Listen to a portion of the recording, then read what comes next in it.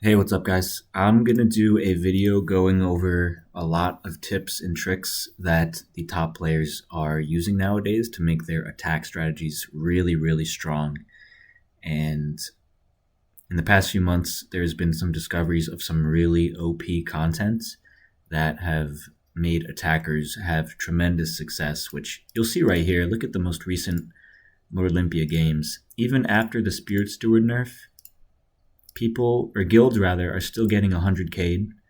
Bases are still getting decimated. I mean, look at this 1-1 just two-shot Bama boy. And every top base is just getting completely destroyed.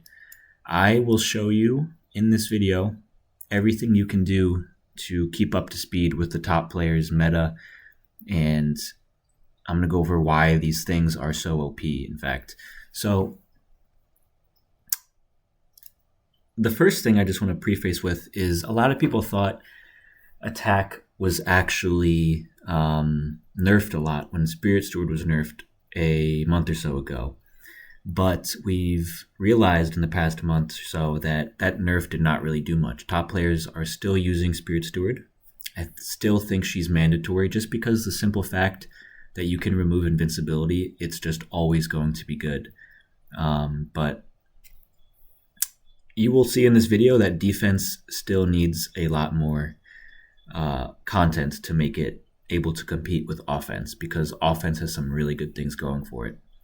The first one, let's just get right into it, is this Glyph set. Now, why is this Glyph set so overpowered on offense?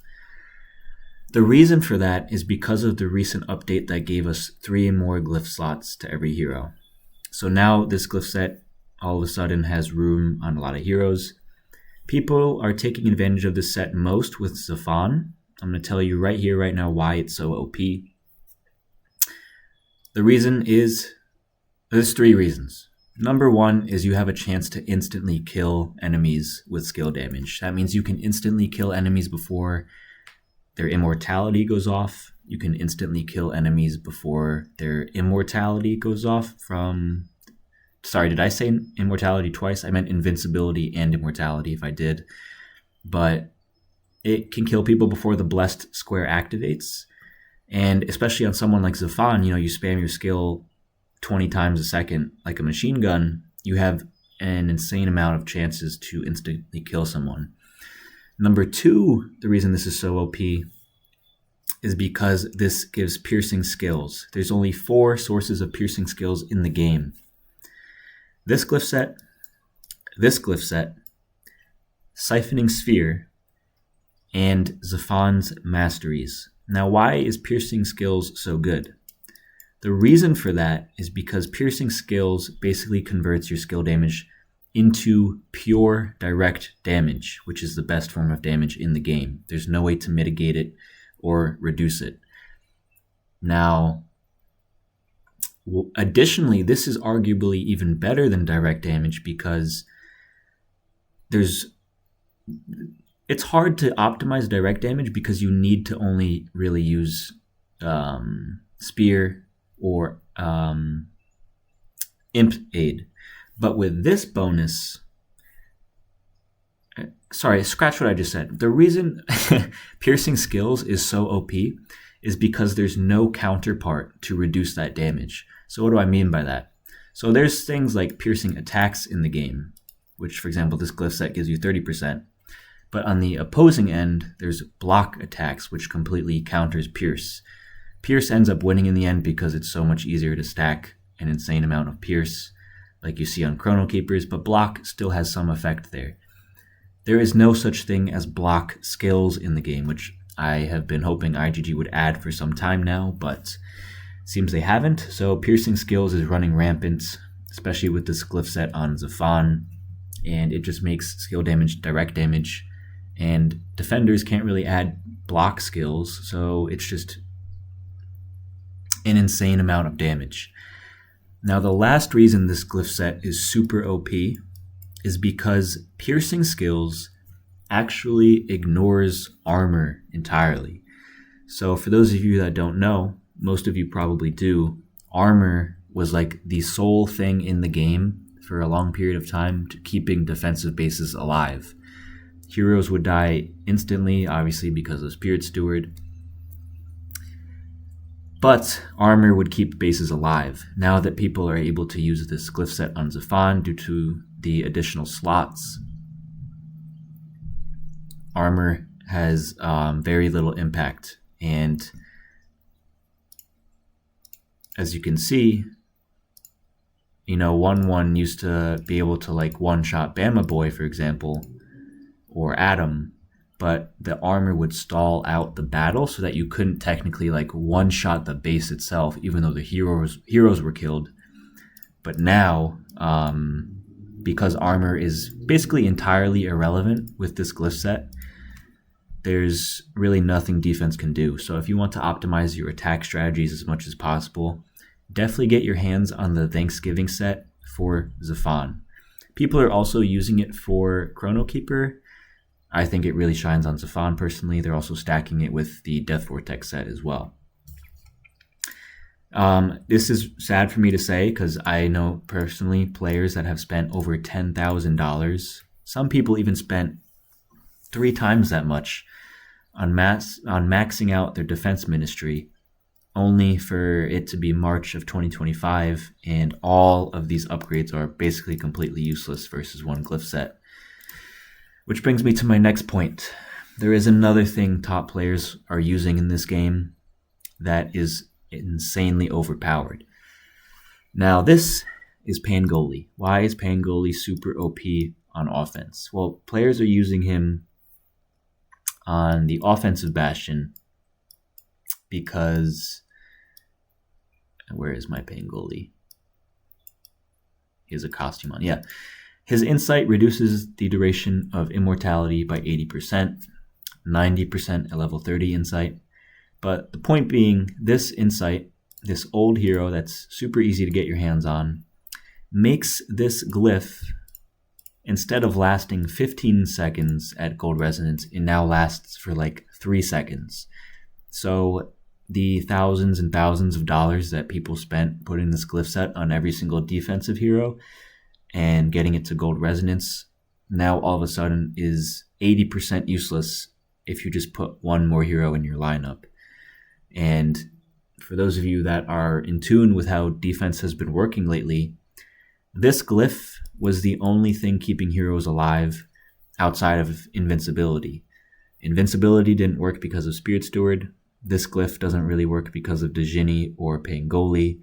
How do heroes stay alive? Well, unless they have Shadow Beast's Fortitude, they usually don't stay alive very much. So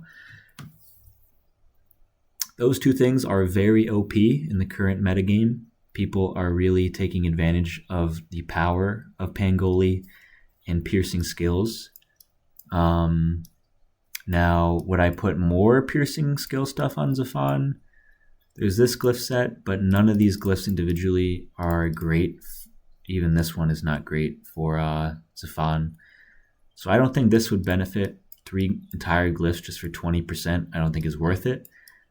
Siphoning Sphere, I wonder if that would end up doing more damage than Spear. Who knows? Someone will have to test it.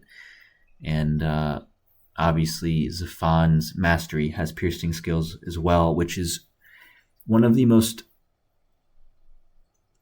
under the rug, not spoken of things that is just so OP.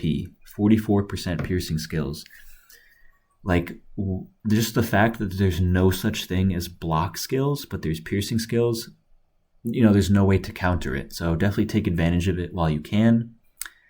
Obviously, I think at the end of the day, IGG will see what's going on here and realize the Spirit Steward nerf was not enough. People, right when the nerf came out, thought it was enough. I think it's settling in that it wasn't. There's another huge buff to offense that happened from the new glyph slots, and that's offensive heroes benefit immensely more from glyphs than defensive heroes do. And I think there's 2 reasons for that. One, defensive Bastion heroes don't really benefit from glyphs at all.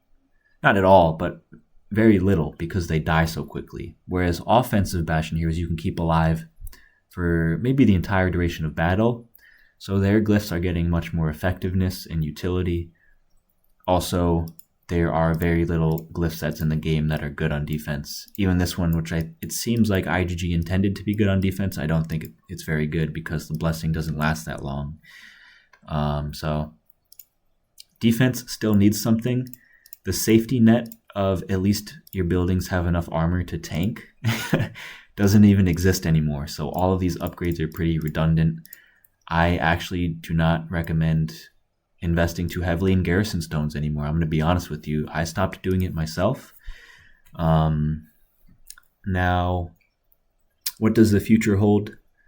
Time will tell. Are there answers and an antidote to this? Yes, I will make content on that shortly, but as of right now, just keeping you guys in the loop for those of you that want to make your offense as strong as possible, that want to know what the top players are using, and I will probably release a video as well about some of the really good replays going on here, because there were some amazing hits here. Look at this. 11,500 from Bama Boy, or from 1-1 on Bama Boy's base. Apache. No, he actually tanked 4 hits. That's good in today's meta. And then this guy actually tanked a lot. Look at this. This guy's defense seems to be... I guess he's tanking Safric's hits, so it doesn't mean too much. But he tanked the most hits of anyone in this Lord Olympia games, I think. And there were some really good hits here. I think Abe one-shot 1-1. Yeah. That's interesting, though. Look, Abe is not using Steward in his main lineup. Who else is using Steward? FA is not. It looks like United 66 is not, and it looks like House of Dragons is. At the end of the day, though, Spirit Steward does need another costume. I don't think a lot of people like the turkey one, even though I see 1-1 is using it here. But yeah, that's it for this video, guys. Thank you for watching. I will do a replay analysis on these battles shortly. And let me know your guys' thoughts on this, and I'll see you in the next one.